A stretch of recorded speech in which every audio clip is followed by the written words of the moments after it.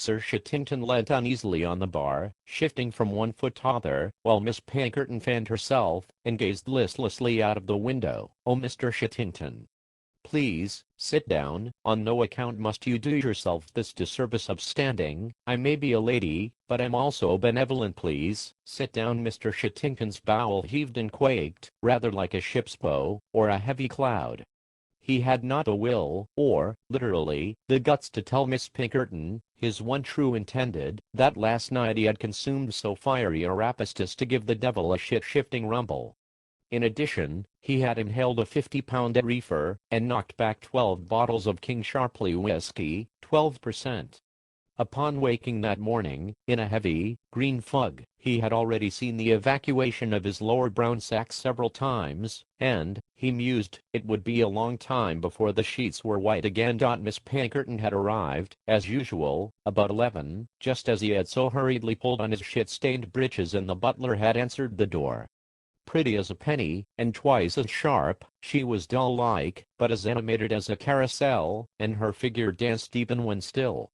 It was her hand with which he had designs upon marriage, and his heart and home were keen. However, he was now standing in a world of shit, literally. Miss Pinkerton's tiny nose ruffled with sensation, as if 'twere a sniffer dog's nose. Shittington avoided her delicate gaze and grew red, puffing his cheeks, trying with decreasing success to dam the brown shit storm now gracelessly bearing down upon his ring piece. He crossed his legs slightly, trying to keep as gentlemanly a pose as possible. In reality he looked quite ridiculous.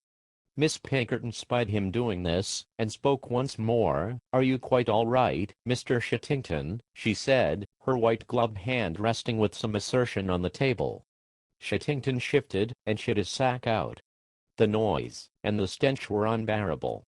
Imagine, if you will, the flatulent escape of a slurry of molten effluence, and the resultant consequence. Miss Pinkerton gasped, and put her hand to her mouth, wide-eyed and quite stunned to silence. Shittington internally contemplated tying his trousers around his legs, to stop the rich brown flow from seeping out onto his shoes. It was too late. It was all too late. The butler smirked and adjusted his collar.